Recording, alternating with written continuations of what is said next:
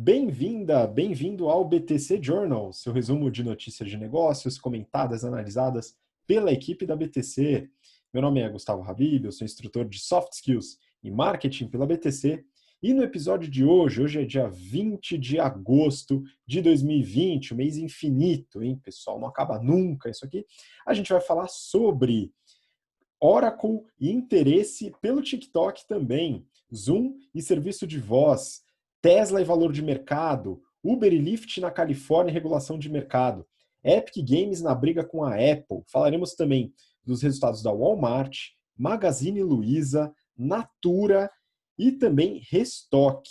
E para finalizar, falar um pouquinho sobre fusões e aquisições, dentre outros assuntos e resultados também, Tecnisa e Gafisa, resultados da Cirela, Johnson & Johnson na aquisição de uma biofarmacêutica e o imbróglio da Lynx. E para falar sobre todos esses assuntos, estou aqui com meus caríssimos colegas de bancada, Mayara Rocon, instrutora de Estratégia e Marketing da BTC. Fala, Má, tudo bem?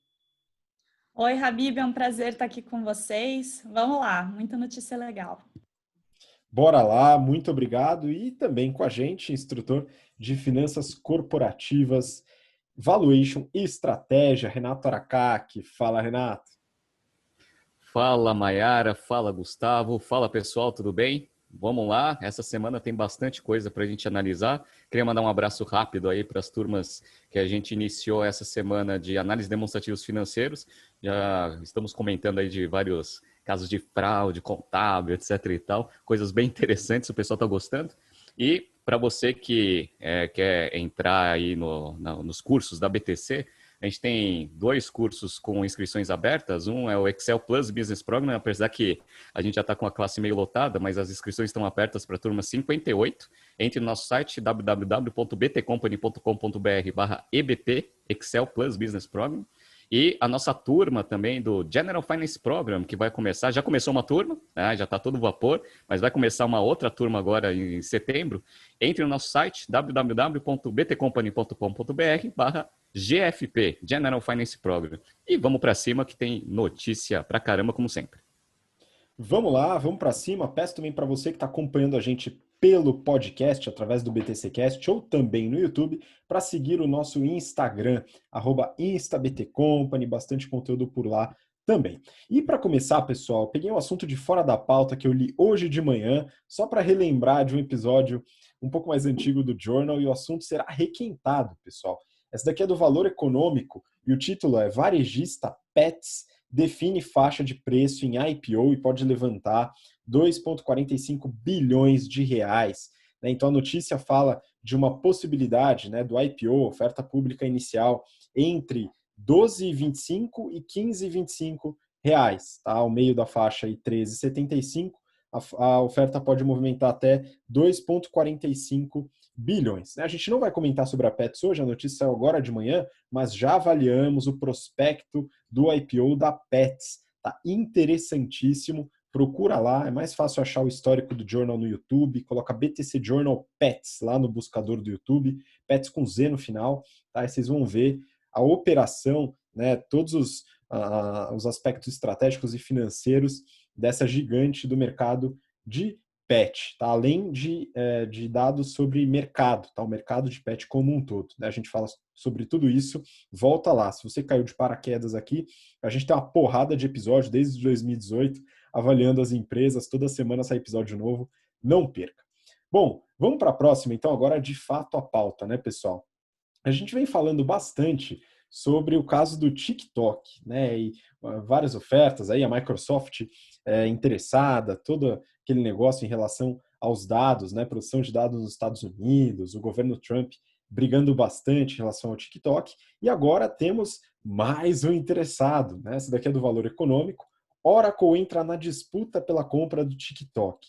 Renato, queria que você comentasse um pouco sobre essa notícia, né, até entendendo um pouco sobre a Oracle, né, por que esse interesse, o que acontece, e a Oracle geralmente é uma empresa meio chata, ninguém vai atrás da Oracle, né, mas é uma empresa bem interessante. Pois é. Quem tem interesse do ativo do TikTok são só as empresas as antigas da era da internet, da era da tecnologia, na verdade, né? Então, Microsoft, super consolidada no mercado, e a Oracle, as empresas que são mais, né, que o pessoal gosta mais agora, Google, etc. Ninguém está interessado no TikTok, só essas daí.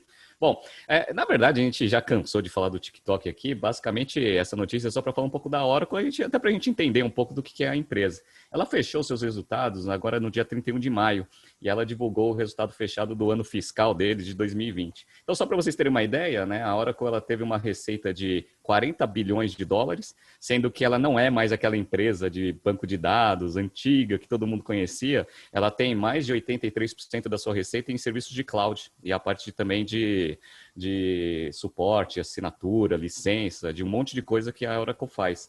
Então, 83% dessa receita aí de quase 40 bi de cloud. E aí tem a parte de hardware e services que representam os demais percentuais. O lucro operacional deles foi de 13,9 bilhões, ou seja, uma margem operacional de 36%, com uma margem líquida aí de 26%, bem em linha com o ano de 2019. Então, a Oracle é um gigante aí do mercado, tem caixa pra caramba, está com quase 38 bilhões de dólares em caixa, então está com bala aí para tentar entrar na disputa aí pelo TikTok junto com a Microsoft.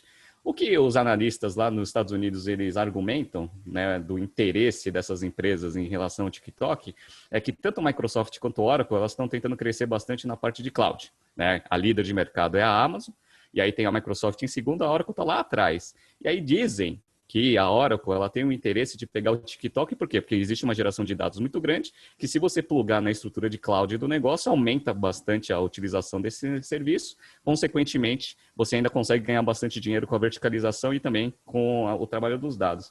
Eu, particularmente, acho que é um famoso gol de mão, né? Você tem lá a sua estrutura de cloud, o ideal seria você fechar acordos com empresas interessadas, né, em termos comerciais, para você aumentar o nível de ocupação do negócio, maximizando o seu market share. Mas, assim, comprar uma empresa para plugar nele, para você aumentar o market share a partir dessa operação, eu acho meio gol de mão. Mas vamos ver, né? Sempre quando entra com um leilão é péssimo, porque o valor do ativo ele vai subir bastante, a ByteDance vai gostar bastante.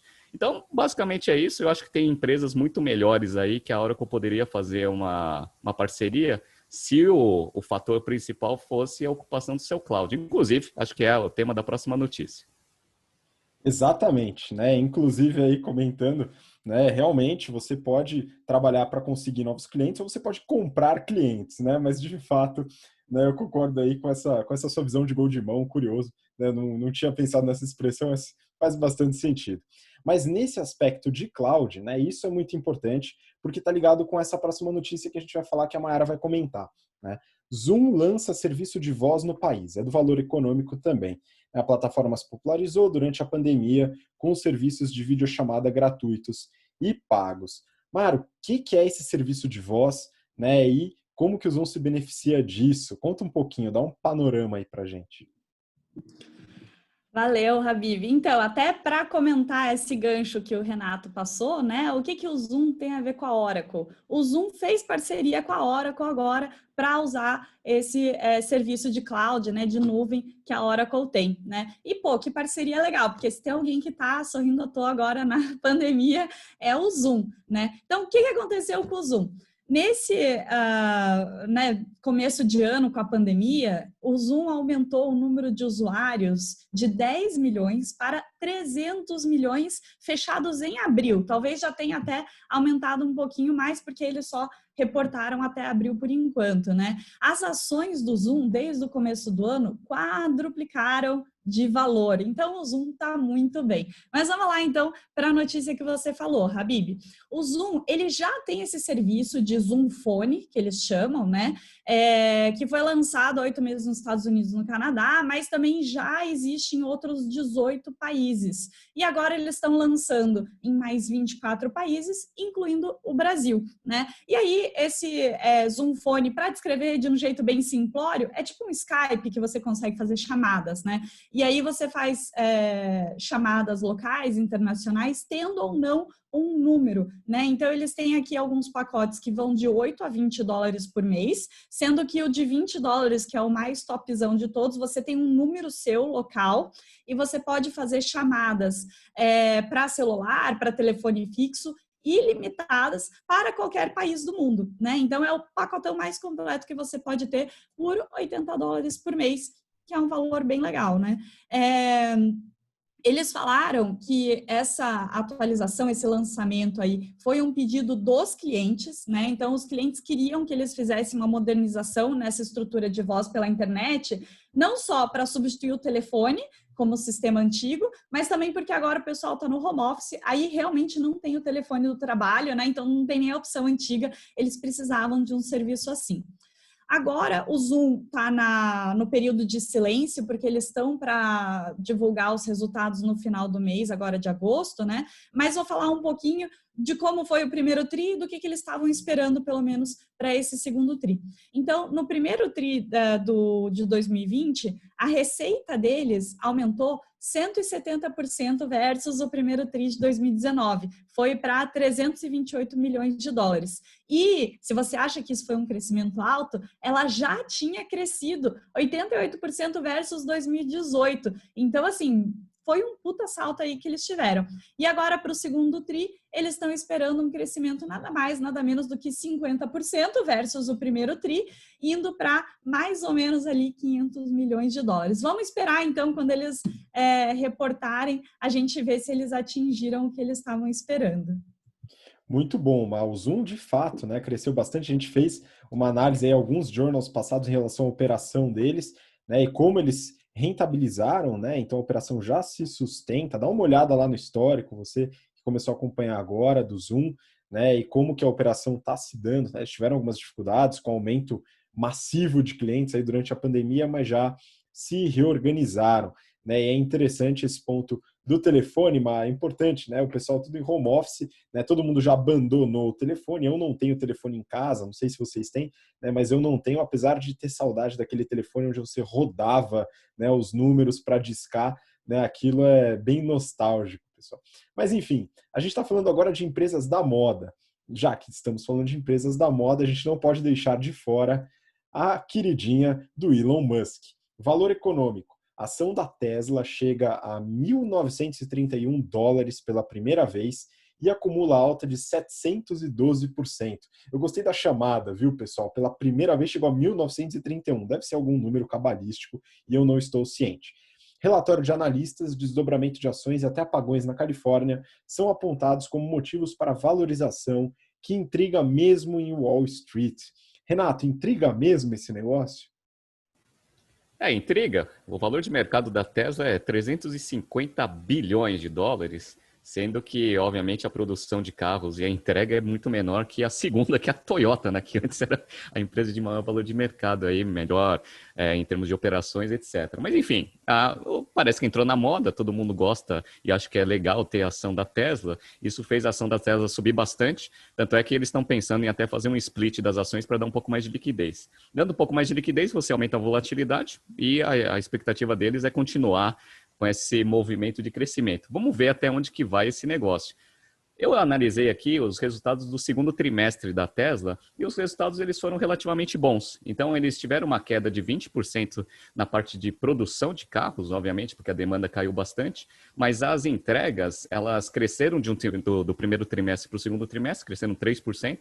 Em relação ao mesmo trimestre do ano passado, obviamente, elas caíram até por causa de pandemia, etc. Mas, assim, o que aconteceu? A receita no trimestre da Tesla foi de 6 bi, contra 6.300 no mesmo trimestre do ano passado, ou seja, uma queda de 5%. A margem bruta, ela aumentou, então ela aumentou bastante, aliás, foi para 21% contra 14%.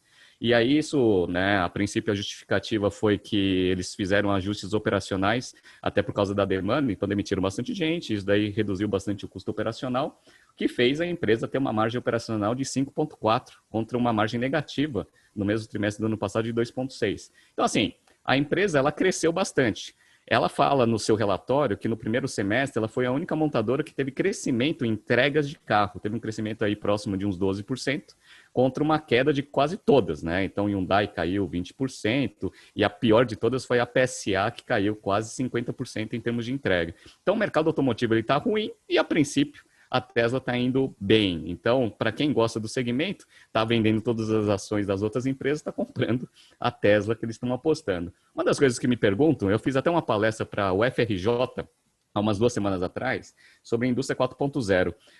Quais são as justificativas para a Tesla ter um valor de mercado tão alto? Bom, justificativa não tem, é mais expectativa, mas essas expectativas, elas vêm da famosa indústria 4.0.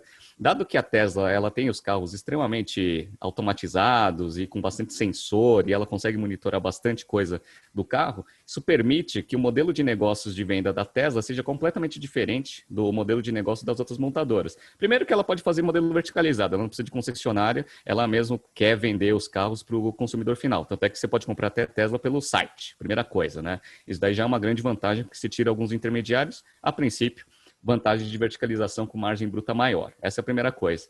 Segunda coisa, como o carro tem muito sensor, você consegue monitorar o desgaste das principais peças. E aí, obviamente, com essa monitoração, esse monitoramento aí do desgaste, você consegue prever no seu supply chain as peças de reposição, consequentemente, você consegue ter uma operação muito mais lean. Essa é a segunda coisa.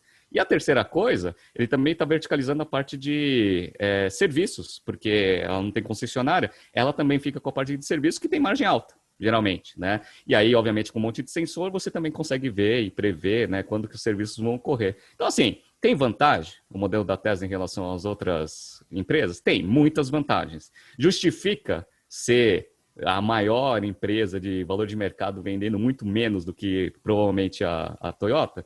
Aí é uma conta que o pessoal de Wall Street aí gosta de tentar justificar com esses, né, ganhos conceituais que eu acabei de falar. Vamos ver, né? O Elon Musk agora está bem rico, e aí vamos ver se agora a Tesla continua com esse ritmo de crescimento aí na parte de entregas no mercado, né? Dado que ela tem agora uma fábrica nova lá na Europa, uma lá na China, agora ela está com produção full aí para conseguir ganhar mercado. Vamos ver. Pois é, esse é um ponto importante, e até a Mayara chegou a comentar, né, numa brincadeira que a gente fez, né? Quem vai pagar mais pelo carro, né? O cliente ou o acionista, né, pessoal? Enfim, a Tesla explodiu realmente em valor de mercado, e a gente precisa entender quão sustentável é esse valor de mercado nos dias de hoje, né? Bom, vamos seguir então, pessoal. A gente está falando de empresas da moda, agora acho que a gente pode falar de empresas que saíram da moda, né? A gente pode começar a falar sobre as startups de mobilidade urbana, Uber e Lyft, né? Essa notícia aqui eu peguei da Neofeed e o título é: Califórnia pode sofrer um apagão de Uber e Lyft por conta de nova lei trabalhista. O governo da Califórnia quer que Uber e Lyft tratem seus motoristas como funcionários, né? Empresas dizem que a proposta é inviável e ameaçam parar com suas atividades. Renato, a gente já comentou sobre essa decisão da Câmara ali da Califórnia, do estado da Califórnia nos Estados Unidos, né? E isso parece que vai entrar de fato, né? E aí, como é que a gente avalia isso do ponto de vista das empresas, hein? Isso daí é uma coisa que a gente ensina nas nossas aulas de estratégia, que um dos fatores principais, até para você fazer uma análise macro, é a parte de regulação. Regulação é uma coisa extremamente importante, principalmente para novos mercados. Então, todo mundo que está empreendendo, querendo criar um novo segmento, etc., oceano azul, etc., precisa colocar a parte de regulação como um ponto-chave ali da sustentabilidade do seu modelo de negócio no longo prazo. Uber e Lyft, eles criaram um mercado muito interessante, só que agora eles estão sofrendo bastante com essa parte de regulação. Então, você transformar os motoristas em funcionários, consequentemente, vai trazer um aumento de despesa operacional gigante para essas duas empresas. O que já faz as empresas, sem isso, darem prejuízo, vai aumentar ainda mais o prejuízo que as empresas têm e provavelmente vai inviabilizar esse modelo de negócio. Então, assim, isso daí a gente já discutiu aqui no Brasil também, acontece, né? Tanto na parte do Uber, também com a parte dos motoboys, que foi o caso mais recente aí que a gente teve aqui no Brasil. Essa parte de regulação ela é complicada. Ela pode viabilizar alguns modelos de negócio ou podem, no caso aqui do Uber e do Lyft, inviabilizarem completamente esse modelo de negócio. E aí tem que entender o que vai acontecer com essas duas empresas. Se isso daí virar, né, uma legislação que vai acontecer, né, nos Estados Unidos inteiro, na Europa e no Brasil, esse modelo de negócio ele vai ter que ser transformado para começar a ser viável. Já não é viável hoje. Tá? Com regulação, ele fica pior ainda. Então, assim, eu não vejo muita saída aí para as duas empresas, a não ser tentar discutir bastante ali com os legisladores para ver se eles conseguem mudar esse negócio. Eu acho, né, a minha opinião, é que isso daí vai ser péssimo tanto para as empresas, consequentemente, e também para quem utiliza o serviço, que são os clientes, e para quem são a chave ali para o modelo funcionar, que são os próprios motoristas. Vamos ver o que vai acontecer. Eu acho válido todo mundo querer ter melhores condições de trabalho, mas eu acho que esse tipo de legislação ela vai inviabilizar esse tipo de mercado.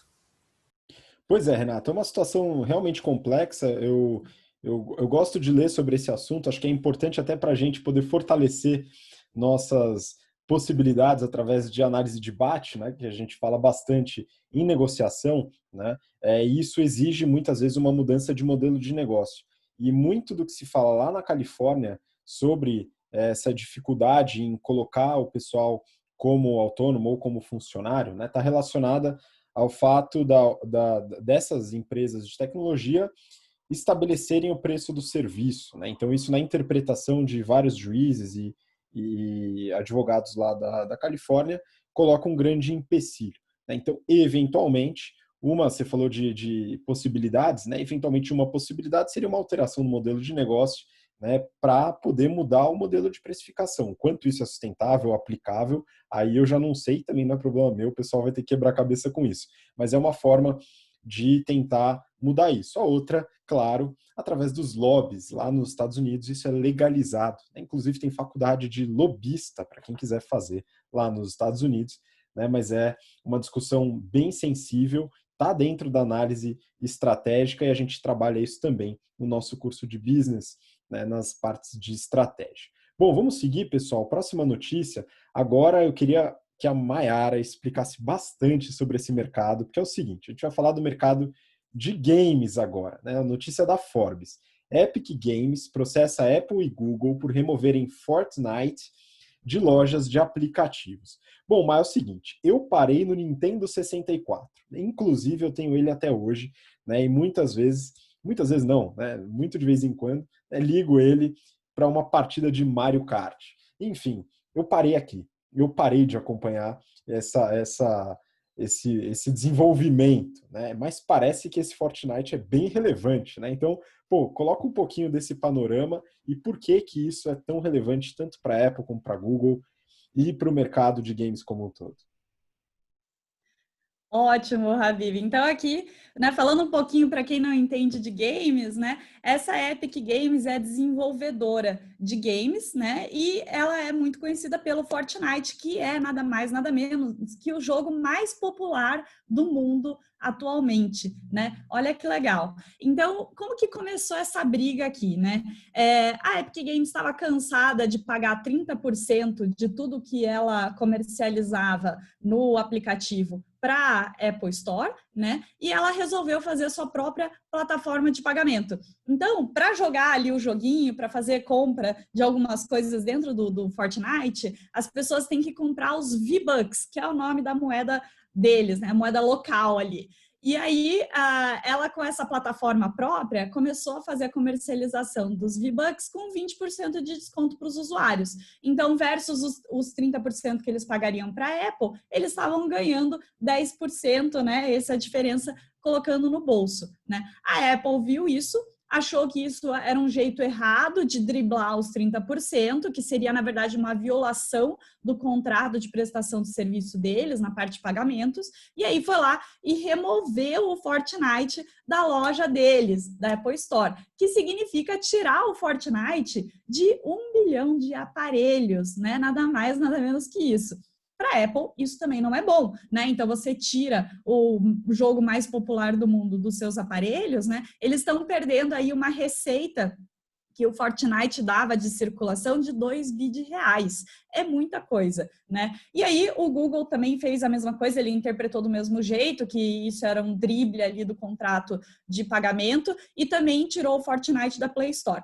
Mas o problema aqui da Fortnite, na verdade da Epic Games, não era com o Google, era com a Apple. Eles já estavam preparados para essa ação da Apple de retirada da Apple Store e eles já tinham uma campanha inteira de retaliação, né? Então, eles estão processando a Apple e o Google, né, por práticas antitrust, falando que eles são um monopólio, que eles estão sendo abusivos com isso, né? Mas o legal aqui, que foi o legal / cômico, né, foi que a Epic Games fez uma campanha contra a Apple, né, que é o hashtag #FreeFortnite, que está sendo super usado na internet. E eles também fizeram uma propaganda estilo a propaganda da Apple de 1984, né? Então, para vocês que ou gostam de games, ou gostam da Apple, ou gostam de propaganda em geral, né? Dá uma olhada no comercial da Apple de 1984, que, by the way, foi um dos mais caros da história, deu um puta prejuízo lá no lançamento do Mac, né? É uma história muito legal também. E depois dá uma olhada no comercial que a Fortnite fez para tirar esse sarro da Apple e falar que na época a Apple estava falando mal dos monopólios e agora ela é o monopólio abusivo, né? Então, bem interessante o jeito que eles enquadraram o problema, né? Aí, né, o que a Apple também fez? Ela falou, né? Então a gente encara aqui o processo, encara a campanha difamadora que vocês estão fazendo, mas o negócio é o seguinte, até o final do mês, a gente vai proibir o uso da Unreal Engine. O que é isso? É literalmente o motor gráfico que a Epic Games usa nos jogos, né? Que, por curiosidade aí, é feito em C++. Para quem aprendeu C++ na faculdade, achava que não ia usar nunca para nada, olha só, né? Epic Games usa. Mas, bem, é a ferramenta que eles usam para rodar os jogos e também trazer as atualizações. Quando você corta essa ferramenta, por mais que você tenha instalado o jogo na sua máquina, ele vai começar a parar de atualizar. Então, se ele tem algum errinho, esse errinho não vai ser corrigido. Ou seja, isso vai deixar obsoleto todos os jogos que a Epic Games tem nessa plataforma, né? Ou seja, né, os dois titãs aí estão brigando e, para não deixar de enquadrar na nossa matéria, né, de BTC, no nosso curso GBP a gente fala disso em estratégia. O que é isso? É 5 Force Porter, né? Então, os dois ali estão brigando para ver quem tem mais poder de barganha, né? Se a Apple, como ferramenta de distribuição, porque a Apple acaba sendo a praça da Epic Games, né, para distribuir os jogos, ou se é a Epic Games, com principalmente Fortnite sendo o jogo mais popular do mundo. Então, vamos ver como que isso vai acontecer. No meio tem ali a Google, vamos ver também como que a Google vai se posicionar e esperar para não parar esse jogo que é tão legal. Pois é, e esse mercado é gigantesco, né? Eu falo aqui, alguns alunos pedem para a gente comentar, eu estou estudando, pessoal. Acho que o Renato também está dando uma estudada. Em breve a gente vai falar sobre alguma empresa do setor, alguma que tem capital aberto, que a gente consegue dar uma olhada nos resultados, né? Mas o mercado de games já é maior que o mercado de filmes, pessoal. Então ele é bastante relevante, é importante ficar atento e pode ser uma possibilidade também para eventuais investidores, né? Mas de qualquer forma, esse movimento que a Mayara falou, importantíssimo, né? Afeta bastante os usuários e as empresas envolvidas. Bom, vamos seguir, pessoal, agora falando sobre outro assunto, né? A gente vai entrar aqui mais na parte de consumo. A gente já falou bastante da Amazon, né? Mas faz tempo, Renato, que a gente não fala de uma outra empresinha aí do setor de varejo, né? Que é o Walmart. Lucro do Walmart sobe 79% no segundo trimestre. Esse é o título da notícia do Valor Econômico. A rede americana de supermercados reportou um ganho de 6,48 bilhões de dólares no período. Renato, como que está a situação do Walmart, né? A gente fala pouco, ouve pouco, todo mundo fala da Amazon, mas eu acho que o Walmart até que tem certa relevância se a gente falar em faturamento, né? Tem certa relevância, é uma gozação que você está fazendo, obviamente, né? O Walmart é o maior varejista dos Estados Unidos. Ano passado eles tiveram uma receita de 525 bilhões de dólares, né? Então, assim, é um negócio gigantesco. Ele vem apanhando bastante nas últimas décadas aí por causa do crescimento da Amazon. Aparentemente ele fez bastante investimento em e-commerce nos últimos tempos, comprou a Jet.com, que a gente até avalia, né, em alianças estratégicas lá em estratégia, e agora, a princípio, parece que as coisas estão melhorando bastante e o pessoal de Wall Street está gostando bastante dos resultados. Bom, a receita no trimestre foi de 136 bilhões de dólares, 137 bilhões de dólares, e teve um crescimento bom, muito por causa dos estímulos econômicos que foram feitos aí em todas as regiões, principalmente nos Estados Unidos. O que fez a margem bruta, e isso daí que foi que animou bastante também o pessoal, a margem bruta subiu de 24,9% para 25,4%.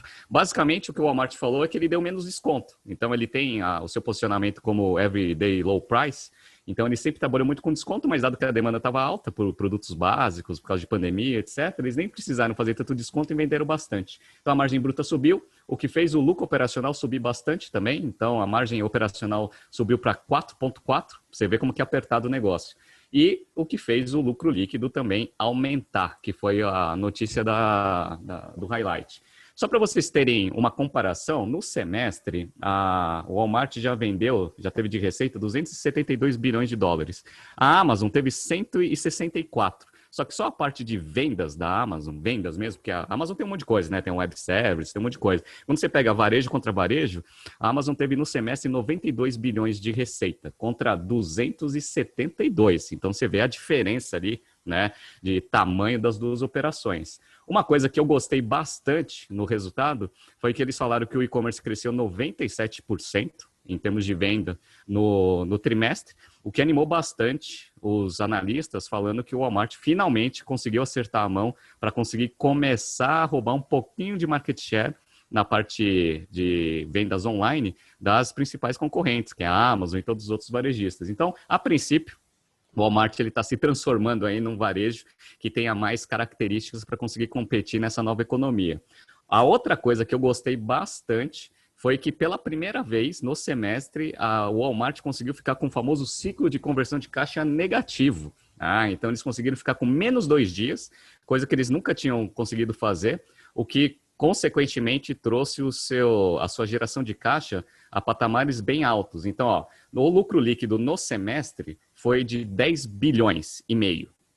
Só que a geração de caixa operacional da empresa foi de 18,9 bilhões de dólares. Então, assim, o Walmart está se transformando aí, né, numa empresa que vai trabalhar melhor ali no Omnichannel, vai conseguir fazer um pouco mais de frente aí para a Amazon. O ROIC foi alto, foi de 13,5. Lá nos Estados Unidos esse ROIC é absurdamente alto. Então, a rentabilidade operacional do negócio vem melhorando bastante. Vamos ver se eles conseguem fechar um pouco do gap aí de valor de mercado. Porque só para vocês terem uma ideia, né, a Amazon vale 1,6 tri, né, de valor de mercado. E o Walmart só 370 bilhões de dólares. Então tem uma certa diferença aí, né, de valor de mercado entre as duas empresas, mas vamos ver se a famosa, lendária empresa do São Alto começa a fazer frente aí, né, para as grandes empresas de tecnologia da nova economia.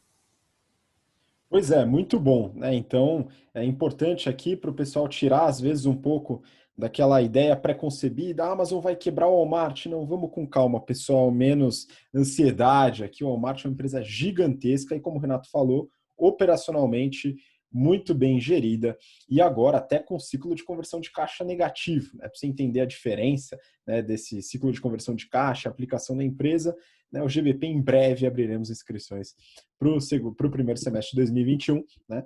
Mas, enfim, é importante entender o comportamento dos varejistas. Agora, o valor de mercado, isso já é inexplicável. Daqui a pouco teremos Tesla valendo mais do que o Walmart, né? Só questão de tempo, né, Renato? Vamos aguardar que isso talvez aconteça. Bom, vamos seguir então para a próxima notícia, agora vindo para o varejo no Brasil, hein, pessoal?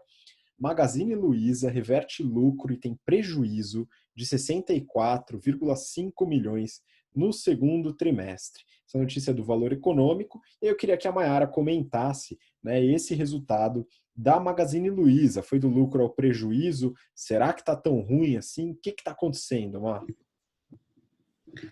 Né? Então vamos lá. O Magazine Luiza teve o prejuízo, que nem você comentou, né? Mas não era algo tão, né, de não se esperar assim, porque eles, desde o começo da pandemia, se posicionaram que não iam fazer demissões e não iam fechar lojas permanentemente, né? Ia deixar fechado durante a quarentena, mas não ia tomar a decisão de fechar lojas para sempre. E aí, é claro que isso acaba pesando no P&L da empresa e eles tiveram, então, prejuízo. Então, só recapitulando o que você falou, eles tiveram 65 milhões de reais de prejuízo versus um lucro no ano passado de 387 milhões no segundo tri, né? Isso devido muito às despesas operacionais e despesas com vendas, né? Mas o que eles falaram? Em maio, a gente começou a reabrir algumas lojas, né? A gente viu as vendas online ainda muito bem, apesar dessa reabertura aí gradual, né? E junho essa tendência foi melhor ainda. Então, quando a gente desmembra o segundo tri aqui, junho sozinho, com essa tendência positiva de reabertura e vendas online ainda boas, teve lucro sozinho, líquido, de 93 milhões de reais. Então, assim, foi um trimestre bem desigual, mas, juntando os 3 meses aí, teve realmente esse prejuízo que você comentou. Então, vamos falar um pouquinho do que aconteceu, né? As vendas totais deles cresceram 49% e foram para 8,6 bilhões de reais. Só que isso aí está considerando também o marketplace, né? Então, quando a gente olha só a receita do Magazine Luiza, a receita líquida deles, cresceu aí quase 30% e foi para 5,5 bilhões de reais. Dentro dessa receita, que tem loja física e e-commerce, a gente viu um crescimento de 182% do e-commerce, que passou a representar 78% do total. E dentro do e-commerce, o marketplace cresceu pra caramba também, ele mais do que triplicou e passou a representar 27% das vendas online, né? Então, provavelmente, eles não só venderam a mais, mas eles também conseguiram captar mais fornecedores, né? Mais pessoas que estavam com as lojas fechadas e quiseram vender pelo marketplace do Magazine Luiza. E dentro das lojas físicas, a receita caiu 45% nesse segundo tri versus o ano passado, né? Eles também viram um aumento de receita dentro da parte de serviços, porque inclui marketplace, né? E também inclui a parte do Magalu Pay, né? Magalu Pagamentos. Então, receita de serviços cresceu 25%. Dentro disso, infelizmente, a parte de cartão, né, o cartão Luiza, caiu participação de 29% para 12%, principalmente porque as lojas estavam fechadas e ele era muito mais usado em loja do que na internet. E aí, no fim, o EBITDA deles caiu 6,2 pontos percentuais, indo para 2,6%, ainda sendo positivo e representando 144 milhões de reais. E aí, no fim, eles, apesar de terem prejuízo aí, eles tiveram a maior geração de caixa num trimestre da história do Magazine Luiza. Esse fluxo de caixa ajustado pelos recebíveis deles somou 2,2 bilhões de reais. E aí, nos últimos 12 meses, eles tiveram uma geração de caixa líquido ajustado de 5 bilhões de reais, resultando em 5,8 bilhões de reais em caixa, né? Então, um resultado que, né, não foi tão bom assim, mas mostra uma melhora do online, um posicionamento de começou falando que não ia demitir e não demitiu mesmo, né? Algumas empresas tiveram que reverter essa situação porque não estavam conseguindo aguentar na quarentena, né? Mas foi legal que o Magazine Luiza sustentou isso. Provavelmente também aumentou o número de parceiros no marketplace, o número de clientes, então tende a sustentar alguma coisa disso quando a situação voltar ao normal. Então, pode ser aí um lado positivo para esse resultado de prejuízo. Excelente. Só para a gente completar, então, 2,2 bi de reais de geração de caixa é impressionante. Renato, você viu o resultado aí, né, o descritivo aí da geração de caixa. Aonde que está a maior parte dessa geração toda de caixa, hein, Renato? Dado que o prejuízo foi de 64 milhões, né, a gente fala bastante sobre a diferença entre caixa e lucro, né? Isso é importante. A 2,2 bi, aonde que está esse número todo aí? Eu dei uma olhada rapidamente, né, e até me impressionou essa geração de caixa, fui dar uma olhada, né, desses 2,2, 2 bilhões está em fornecedores, ou seja, é aquela regrinha de bolo, né, que é assim, você quer gerar caixa, é só não pagar fornecedor que você gera caixa, né, foi basicamente o que aconteceu. Mas assim, como a Mayara falou, né, o resultado ele foi ruim, mas não foi tão ruim assim, as ações subiram, né, eu falo que a Magazine Luiza parece a Tesla aqui no Brasil, né, vai notícia boa, notícia ruim, as ações sobem, mas o ROIC foi negativo. Então, né, conta 17% de ROIC no mesmo trimestre do ano passado, foi para menos 2%. Então, assim, né, pela teoria financeira, teoricamente o valor de mercado deveria dar uma ajustada ali, mas a ajustada está sendo ao contrário, né? Quanto pior a notícia, melhor o valor de mercado. Muito bom, hein? Pois é, excelente, né? Vamos acompanhar, né? Até porque tem todo o contexto econômico, macroeconômico, que a gente tem aqui no Brasil, taxa de juros, tal, expectativa, né? Então isso também contribui com a Magalu. Fora o grande trabalho que a gente já comentou aqui da Magalu de construção de marca e gestão de crise durante a quarentena, né? Foi excelente. Bom, vamos seguir então, Renato. Aqui eu quero seus comentários, né? A gente vai passar para uma empresa, até porque promessa é dívida, hein? Só que a dívida aqui tem juros baixos, tá, Renato? É o seguinte, essa notícia do Neofeed. A resposta da Natura para a crise, um investimento de 400 milhões de reais. Tá? Então saiu o resultado da Natura, a gente falou na semana passada sobre a Natura e o investimento na startup Singu, né, que é uma empresa, aí, uma startup da nova economia com o mercado de beleza, né, e agora temos o resultado da Natura. Renato, o que aconteceu com a Natura neste TRI, hein? Bom, como a gente tinha adiantado na semana passada, toda vez que solta uma notícia dessa na semana de divulgação, geralmente os números não viriam bem, e não vieram bem, né? Vieram pessimamente mal, aliás, né? Então eu peguei aqui o resultado da Natura no trimestre, eu vou falar rapidamente do trimestre e falo do semestre. Então eles tiveram uma queda de receita líquida de 12,7%, de 8 bilhões para 6 bilhões e 900, o que fez, né, todas as margens operacionais caírem, né, que nem um foguete. Então, eles tiveram também queda no lucro bruto, queda no EBITDA. O EBITDA caiu 25%. E a empresa teve um prejuízo no trimestre, tinha dado um lucro de 54 milhões no mesmo trimestre do ano passado, deu um prejuízo de 388 milhões. No semestre, a empresa ela também está com um prejuízo gigantesco.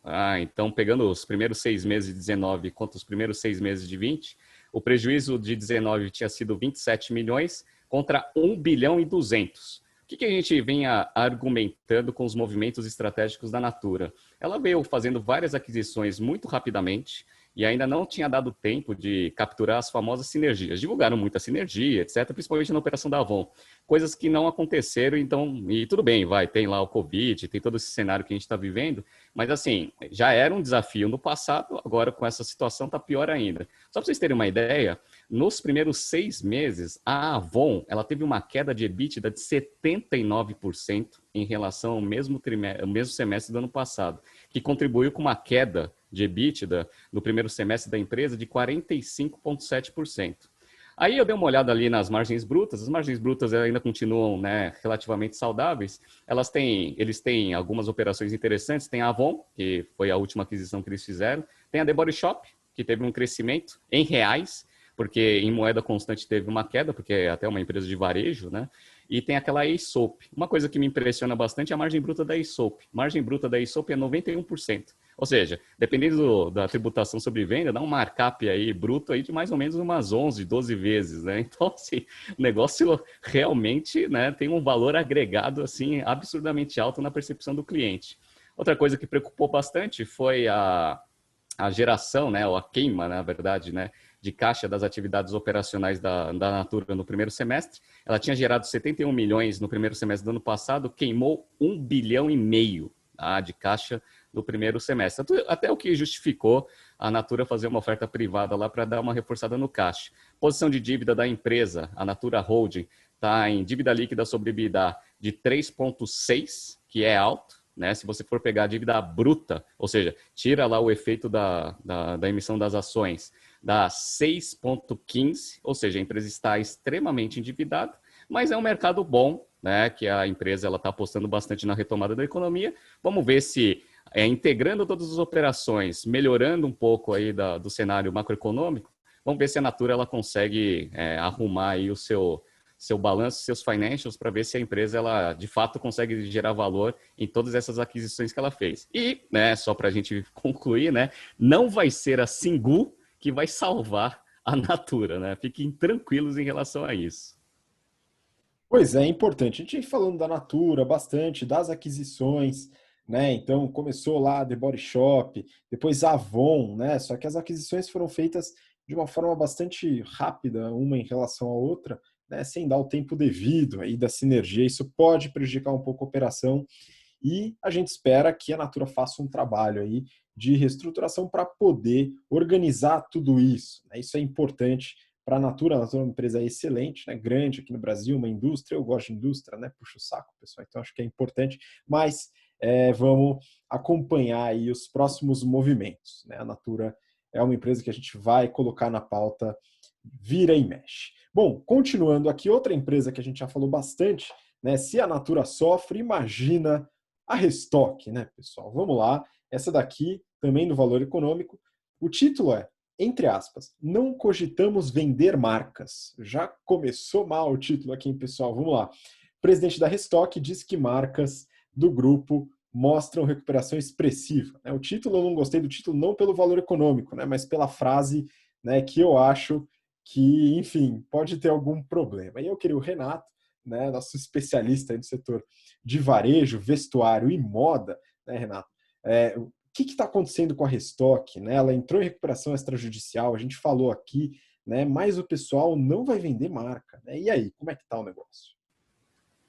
Pois é, essa notícia e foi feita essa pergunta no call justamente porque o Grupo Soma fez a abertura de capital e anunciou para o mercado que ela está olhando marcas ali para compor dentro do seu portfólio. E aí uma das coisas que pensaram foi, Inbrands está mal também, e a Restock também tem marcas que tem bastante sinergia ali com o modelo de negócio do Grupo Soma. E aí fizeram essa pergunta ali para o Livingston, e aí ele falou que a Restock não está interessada em vender nenhuma marca. O que eu acho que, a princípio, pode ser até verdade, mas talvez a pressão pelos financials vai forçar a empresa a fazer alguns desinvestimentos para gerar um pouco de caixa. Esse mercado de moda premium, ele sofreu bastante e vem sofrendo, principalmente com o fechamento das lojas físicas. Por quê? Porque boa parte da agregação de valor está na experiência de compra, coisa que o e-commerce ele traz, mas não consegue fazer aquela experiência completa que o cliente tem na hora que vai para uma loja. Então, assim, olha para vocês verem como que foi impactado o resultado da companhia no segundo trimestre. A queda de receita bruta foi de 82%. E aí, obviamente, eles tentam dar um highlight nas coisas boas, né? Então, o e-commerce cresceu 43%. Beleza, mas o e-commerce não representa quase nada, né? Do faturamento do negócio. 82% de queda. E no semestre, 50% de queda, com crescimento do e-commerce de 55%. E aí o que acontece? No e-commerce, para você conseguir guerrear ali com todas as ofertas de todas as marcas de moda que existem, o pessoal usa muita promoção. Era até uma análise que eu tinha falado que eu ia fazer rapidamente aqui na Restock. A Restock, no segundo trimestre, ela teve uma queda de ticket médio de 693 para 481, uma queda de 30%. Ou seja, mesmo tendo uma queda de receita, o pouquinho de receita que ela teve foi dando promoção, né, fazendo promoção a rodo, o que fez a margem bruta cair absurdamente. No semestre, só para a gente não entrar na margem bruta, teve uma queda de same-store sales de 50%, o grupo como um todo. Ou seja, todas as marcas da Restock caíram. Ladies Blanc caiu 54%, Dudalina 45%, e aí todas as outras em cascata. Beleza. A margem bruta caiu? Caiu. A margem bruta caiu de 62% para 39,2%. E aí, fala assim, mas por quê? Porque tem a parte de produção, e aí a ociosidade de fábrica aumenta bastante o custo. Só que eles ajustaram isso. Falaram assim, se fosse só produto contra produto, a queda de margem bruta ela ia de 62,2% para 48%. Ou seja, mesmo assim, ajustando, a queda de margem bruta é absurdamente alta. Ou seja, compensa vender com tanto desconto assim? A princípio, né, pelos financials não, mas a gente entende a situação da companhia. Né? Então, lojas fechadas, etc. É muito difícil de você operar dentro desse cenário. O que aconteceu?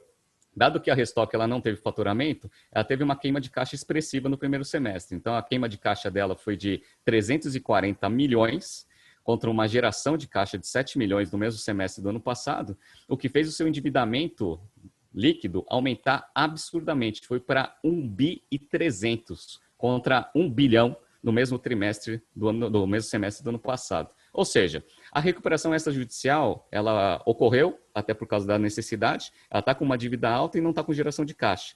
Então, ela pediu lá um prazo maior ali para os credores, só que eu acho que, eventualmente, né, se mantendo esse cenário aí que a gente está observando, ela vai precisar gerar caixa de alguma forma. Então, se desfazer de algumas marcas, vai ser provavelmente a única saída que a Restock vai ter para não quebrar. Então, vamos ver. Né? Foi anunciado que não tem interesse nenhum em vender. Às vezes é técnica de negociação para dar aquela valorizada lá nos ativos. Né? Não quero vender, mas se você pagar bem, quem sabe eu posso abrir uma exceção. Vamos ver cenas dos próximos capítulos. Pois é, Renato. Talvez chegue num momento em que isso não seja mais uma opção. Vamos observar. né? Porque realmente a situação da Restock está bem complicada, né? A gente tem avaliado aqui e agora com os resultados a gente vê que o negócio não está fácil, né? E não é só aumentar o e-commerce, como o Renato falou, é pouco representativo na receita hoje e a experiência de loja nesse tipo de produto acaba influenciando bastante. Bom, vamos seguir então. Próxima notícia. Agora a gente vai falar um pouquinho sobre fusões e aquisições, alguns mercados um pouco diferentes, e a gente recebeu alguns pedidos aí para falar também sobre o mercado de incorporação, que a gente falou na semana passada, né, Gafisa, já falamos da Elbor, Uinc, enfim, várias empresas. E agora tem uma notícia, né, que saiu no Valor, que é o seguinte: Tecnisa recebe proposta não solicitada de fusão com Gafisa. O negócio criaria a segunda maior empresa do mercado imobiliário brasileiro, com um potencial de lançamento entre 2 e 3 a 3 bilhões de reais ao ano, né? Essa notícia, ela fala sobre essa possibilidade, né, de fusão, né? Existe uma conversa, não tem nada fechado ainda, né, que a Tecnisa teria recebido essa proposta da Gafisa, né? E aparentemente, Renato, pelo que eu entendi dos movimentos de mercado, as duas ações caíram, né? O mercado não se balançou muito com essa notícia. E para mim faz bastante sentido, porque não parece ter um grande benefício para as duas empresas nessa fusão, né? Dado o modelo de negócio, a criação das SPS, né, e as incorporações serem feitas de maneira separada, o ganho de escala não seria tão relevante aqui nesse ponto, né? E o benefício da redução dos financiamentos, das taxas de juros, também acredito que não teriam tanta influência, tá? Então seria só o crescimento da receita, com todos os outros dados crescendo também, então parece que o mercado também observou, não seria tão benéfico, né? Só que aqui tem um outro ponto, né? Aqui, fechando aqui da Gafisa, né, a gente pode falar sobre uma outra construtora que é muito grande, maior do que a Gafisa que a gente falou na semana passada, né? Que é a Cyrela. E aqui foi pedido de um dos nossos alunos, se eu não me engano, da turma de sábado, né? E essa notícia eu peguei do Valor, é o seguinte: Cyrela diz que vendas de julho foram as melhores do ano. A companhia afirma ainda já ter terrenos suficientes para lançamentos em 2020 e 2021. Então, pessoal, vim só para compartilhar alguns highlights aqui dos resultados da Cyrela, falar um pouquinho também, até em comparação com a Gafisa, que a gente falou na semana passada, a Cyrela é uma empresa muito grande, né, e ela está bem operacionalmente, né, pelo menos pelo que eu observei aqui dos resultados, né, auditados. Então vamos lá, a Cyrela, ela teve um número de vendas líquidas aqui no segundo TRI de 818 milhões de reais. Tá? Teve uma queda grande em relação ao segundo TRI de 19, que o número foi de mais de 1,9 bi, uma queda de 57%. Né? Só que aqui a gente teve um perfil, né? Primeiro que depois com a receita líquida, né, a gente consegue observar que em relação ao primeiro TRI teve um aumento. Tá? Então o resultado melhorou em relação ao primeiro TRI. Ou seja, não foi a pandemia que prejudicou, realmente a situação como um todo do mercado. Tá? Mas falando das vendas, olha que interessante. Né? Eles separam o perfil de vendas em 3 grandes categorias. Né, os imóveis que estão em lançamento, ou seja, estão na planta sendo vendidos, imóveis que são estoque em construção, ou seja, aquele que já passou da fase, está no meio da construção e está sendo vendido, e estoque pronto, ou seja, o que já finalizou aí, está pronto para vender. Né? No segundo TRI, né, dos 818 milhões de vendas, né, vendas líquidas, 171 foi em lançamentos, 512 em estoque em construção e 135 em estoque pronto, ou seja, venderam menos lançamentos. Isso tem consequências no resultado inteiro. Por exemplo, no lucro bruto, né, e na margem bruta em si. Então, o lucro bruto foi de 275 milhões, né, para uma receita líquida de 839, o que dá uma margem de 32,8%. Né? Essa margem aumentou em relação ao segundo TRI do ano passado, né, apesar da queda de receita de 10%, né, por causa desse perfil. Né? Então, os imóveis que já estão prontos ou que são estoque em construção, né, eles costumam ter uma margem maior do que os lançamentos. Tá? Isso afeta positivamente a margem bruta e isso aconteceu. E um dado em relação às vendas ainda, né, a gente falou semana passada das vendas sobre oferta, né, a velocidade de vendas, enfim, como o pessoal quer chamar, que é a quantidade de vendas em relação a todo o estoque da companhia. A Cyrela tem esse número bem alto, pessoal. Nos últimos 12 meses, o VSO foi de 50,7%, tá? Então eles venderam bastante em relação ao estoque que eles têm pronto. Eles tiveram um lucro líquido de 68 milhões, teve uma queda de 40% em relação ao segundo TRI de 2019, mas ainda assim lucrativo. E um ROE, ou seja, um retorno sobre patrimônio líquido de 6,9%, ainda adequado. A gente vai para o perfil de dívida, né? Então, falando bastante aí de construtoras, imobiliárias, incorporadoras, a gente fala sobre o perfil de dívida. Então, dívida bruta da Cyrela é de 2,9 bilhões de reais, sendo que 844 milhões vencem em 12 meses. Só que eles têm um caixa de 2 bi, então está tranquilo. E aqui o que impressiona é o perfil da dívida, que é uma dívida razoavelmente barata. Tá? Na média, o custo médio de dívida corporativa é de 135% do CDI. Tá? Então, tá razoavelmente adequado. E o custo médio de dívida de financiamento, 6% ao ano, já é um pouquinho mais caro, né? Mas se a gente pensar em imóveis, aí até que está razoável. Né? Eles têm um custo médio de dívida um pouco mais baixo do que a gente falou, por exemplo, da Gafisa ou da Uinc há um tempo atrás. Né? E eles queimaram caixa. Né? E por que queimaram caixa? Muito por causa do perfil de vendas. Né? Primeiro que teve renegociação de parcela com cliente a rodo. Tá? Então um monte de cliente pediu para renegociar a parcela e isso prejudica o caixa. E o segundo ponto é aquela questão das vendas de estoques prontos e estoques em construção. Aqui, quando você faz o lançamento, apesar da margem ser mais baixa, o caixa, né, é favorecido. Né? Quando o estoque já está em construção, as despesas, né, e as saídas de caixa vêm antes da venda, isso prejudica o estoque. Então, teve 67 milhões de queima de caixa contra uma geração de caixa operacional de 196 no segundo TRI do ano anterior. Né? Então, aqui, no caso de endividamento, está tranquilo, né? Mas de caixa, essa queima de caixa vem proveniente muito do perfil de vendas e também da renegociação com os clientes. No final, né, a Cyrela está bem estruturada, né, uma incorporadora muito grande, se ajustando aí ao novo perfil de vendas. Né, então, está adequado. Enfim, aqui a gente fecha sobre as incorporadoras que, de novo, estão em alta, pegando muito caixa devido à situação econômica, né, ou seja, redução das taxas de juros, pessoal partindo para novos modelos de investimento. Imóveis, no imaginário brasileiro, é um investimento certo. Né? Quem compra terra não erra e todos aqueles provérbios populares tupiniquins que a gente conhece. Bom, então vamos para a próxima notícia, né, que a gente falou um pouco sobre incorporadoras. A próxima notícia é sobre uma empresa que a gente já comentou aqui e eu queria que a Mayara desse mais detalhes. Johnson & Johnson compra a biofarmacêutica Momenta por 6,5 bilhões de dólares. Né? Então, falar um pouquinho, acho que da Johnson & Johnson, né? Empresa que está também em alta por causa das pesquisas de vacina, etc. Mas aqui em relação a essa aquisição, acho que é importante comentar. Então, vamos lá. Então, vamos lá. Primeiro, panorama Johnson & Johnson. Eles divulgaram os resultados do segundo TRI. Não foi agora, há pouco tempo, foi lá em 16 de julho. E o meu primeiro comentário aqui vocês separaram? Eles divulgaram o resultado 16 dias depois de fecharem o trimestre. Ou seja, né, indiretamente isso passa uma eficiência muito grande da empresa, né, e credibilidade dela no mercado.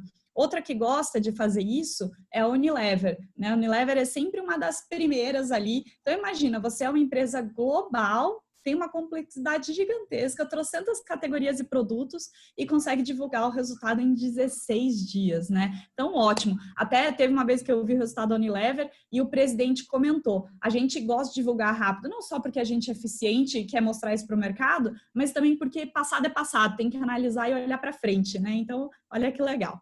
Mas bem, eles mostraram aí um resultado um pouquinho ruim, muito voltado por causa da quarentena, né? Então, a receita deles foi de 18 bi de dólar, com uma queda de 11% versus o mesmo TRI do ano passado.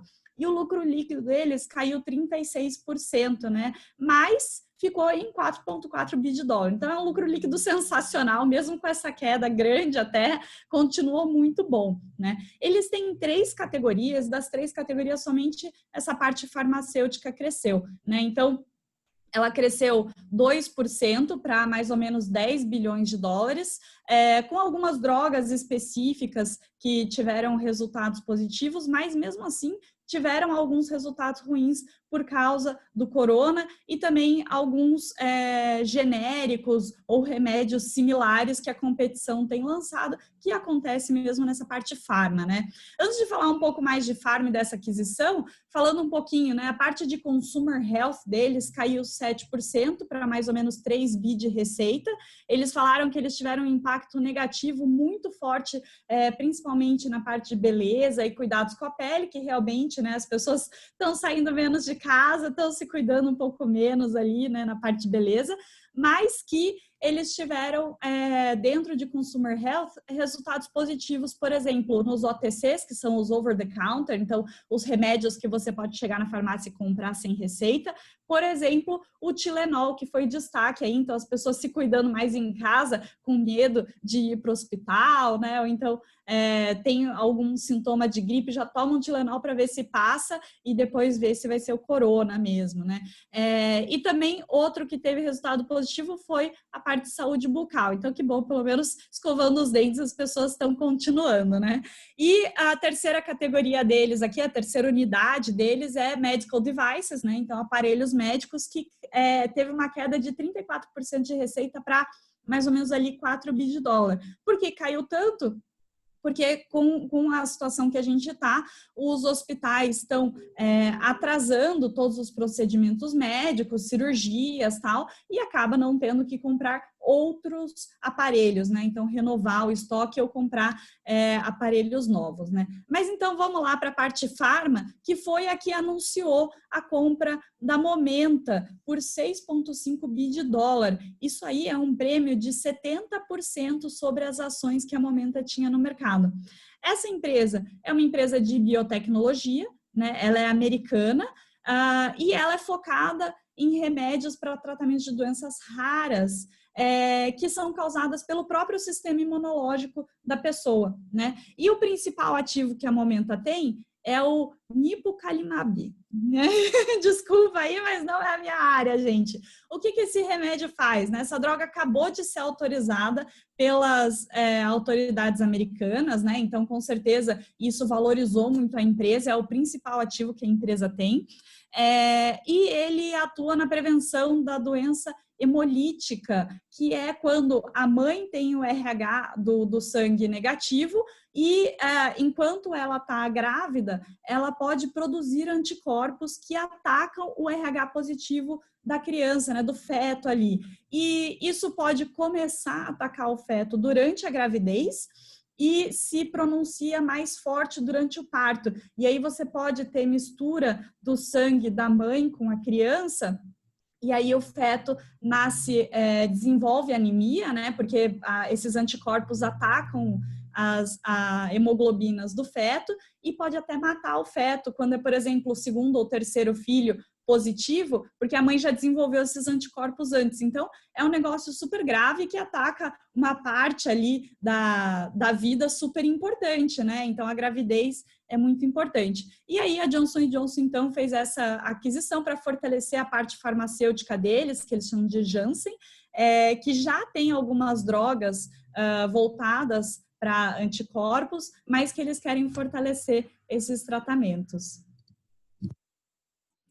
Muito bom, excelente. A gente falou bastante da Johnson & Johnson, inclusive, eu comentei aqui há um tempo atrás, mas você ainda não estava, mas acompanhou certamente da gestão da crise do Tilenol, muito tempo atrás. A gente fala sobre isso também nas aulas de negociação, falando sobre gestão de crise. Muito interessante. E agora, com essa aquisição, fortalecendo, né, a sua divisão Janssen. Né, eu não sabia como pronunciava, enfim, vou seguir nessa linha, viu, Mar? Tá tranquilo. Bom, vamos para a última notícia do BTC Journal, tá? E aqui falando sobre um assunto que a gente já comentou na semana passada e agora está arrebentando aqui nos jornais, enfim, nos portais brasileiros, que é essa questão da Lynx, né? Stone entrando, agora a gente vai falar da rede, enfim, o Renato vai comentar bastante sobre esse ponto. Eu peguei uma notícia do Valor Econômico com o seguinte título: fundadores da Lynx pagarão multa de 30 milhões de reais à Stone caso não cumpram obrigações para venda. Então aqui, Renato, tem uma série de aspectos que dificultam bastante esse negócio, né? Parece que a Lynx está passando, está começando aí um processo de leilão, né? Então vamos entender o que está acontecendo aqui nesse imbróglio todo, Lynx, TOTUS, Stone, Rede agora, e aí? Explica um pouquinho. Vamos lá. Esse negócio criou um imbróglio aí nos últimos dias, principalmente por causa da estrutura da oferta que a Stone fez para adquirir a Lynx. Isso daí vem incomodando bastante os minoritários. Eu vou fazer um exemplo aqui didático, que aí fica mais fácil do pessoal entender, né? Imagina que Habib, Mayar e eu somos sócios, 1/3 aqui de uma empresa de capital aberto, né? Então a gente tem 33% cada um aí da companhia. Perfeito. Aí eu sou o presidente da empresa. Aí eu negocio com uma outra empresa que está querendo comprar a nossa companhia, e aí ele faz uma oferta, né, pela quantidade, pelas ações que a gente tem, né? Eu sou do Novo Mercado, então eu preciso estender essa oferta para todos os acionistas. Aí vai lá, já, R$ 10 por ação. Só que como eu estou negociando, porque eu sou o gestor da empresa, eu quero levar uma vantagem, né? Então eu negocio com o cara, falo assim, não dá para eu pagar um pouco mais pelas minhas ações em relação à ação da Mayara e do Habib? E aí eu falo assim, não dá, né? Porque, lei da SA, Novo Mercado, etc., não dá para fazer. Aí o que eles fizeram? Eles fizeram um disfarce ali para pagar um prêmio para mim, né? Então, me faz um contrato de não compete, e aí vocês me pagam um valor a mais em cima desse contrato, e aí eu ganho um pouco mais, né? Só que disfarçado ali, né, em relação à operação que não deveria ser feita. Isso daí aconteceu com a Lynx. A princípio, os 3 fundadores que detêm 14%, que foram os agentes da empresa que negociaram com a Stone, eles ganharam lá um prêmio sobre as suas ações em forma de não compete e até um contrato de trabalho. E aí o que aconteceu? Um minoritário, né, que é um fundo Fama, ele observou essa inconsistência na oferta e reclamou, né? Fez uma carta aberta, etc. e tal. Isso daí está pegando forte, principalmente porque isso é a famosa essência sobre a forma. Então, assim, a forma é um contrato de não compete, que aí você paga mais para os fundadores. Mas a essência é você pagar mais pelas ações de um grupo de acionistas do que em relação aos demais. Isso daí não pode acontecer. Tanto é que a CVM já abriu uma investigação para saber um pouco da estrutura dessa oferta. Enfim, esse é o primeiro rolo. Segundo rolo foi o seguinte: no dia, antes de anunciar essas negociações, as ações já estavam subindo 10%. Antes deles anunciarem. Ou seja, existe uma suspeita de insider trading aí no negócio, deve ter vazado para alguém, a galera foi lá e comprou a ação, já antecipando que esse negócio ia ser anunciado. Outra coisa que a CVM está investigando. Terceira coisa, a TOTUS, ela avisou o mercado que ela estava em negociação com a Lynx. Ela já estava negociando com a Lynx antes da Stone fazer esse tipo de oferta. Então, assim, isso daí também já causou um certo desconforto ali em relação ao tipo de negociação que a Lynx estava conduzindo. E a última, que o pessoal ficou mais puto ainda, é o seguinte: a oferta da Stone, ela prevê uma multa de, caso a transação não saia, porque a Lynx vai ser vendida para algum outro concorrente, a Lynx tem que pagar para a Stone 605 milhões de reais, né? Eu até entendo do lado da Stone porque que ela colocou essas cláusulas ali na negociação. Porque ela vai ter que fazer uma emissão de ações lá nos Estados Unidos para conseguir captar dinheiro para honrar com a transação. Então ela precisa ter uma certa garantia que esse negócio vai acontecer, porque ela tem que fazer lá nos Estados Unidos uma emissão nova de ação. Então, do lado da Stone, eu até entendo por que ela fez isso. Só que do lado da Lynx é assim, né? É que nem eu chegar para você, né, Mayara, e você, Habib, falou o seguinte: eu fiz a oferta, né? Eu estou negociando lá com o comprador, e assim, se a gente não aceitar ou quiser vender para outro, a gente tem que pagar ele.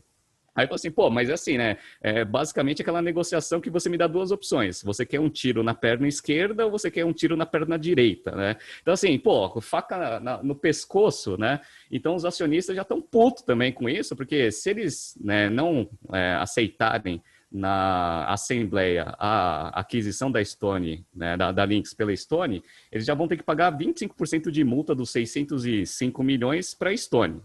Olha como você já deixa, né, os acionistas, né, lá da Assembleia pressionados.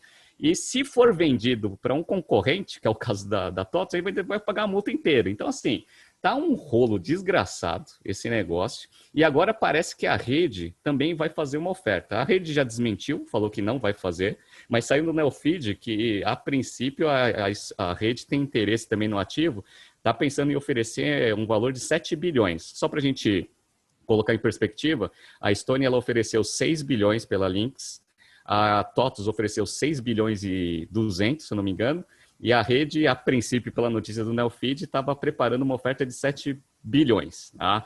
Por que a rede, a princípio, teria interesse na Lynx? Porque 40% das transações do LinkPay passam, né, ali, próximo ali da operação, pela estrutura da rede. E aí é aquele negócio que a gente ensina em estratégia. Se a Stone compra, né, a Lynx, ela verticaliza o processo e aí, obviamente, ela vai tirar, vai migrar, né, essas transações que passam pela estrutura da rede e vai passar tudo pela Stone, porque faz muito mais sentido. Inclusive, a gente tem até um caso muito parecido com problem solving desse tipo de operação. Tá? Então, as transações são bem diferentes. A Stone ela quer verticalizar as suas operações com a Lynx. A TOTVS, ela vai fazer o que a gente chama de aquisição, né, verticalização horizontal, né, não é nem uma verticalização na verdade, não é uma operação horizontalizada. Basicamente, a TOTVS ela tem 50% do mercado de RP no Brasil, vai juntar lá com a Lynx, que tem 46% do mercado de varejo, e aí você consegue, com ganho de escala, ter uma empresa gigantesca líder no mercado brasileiro de ERPs.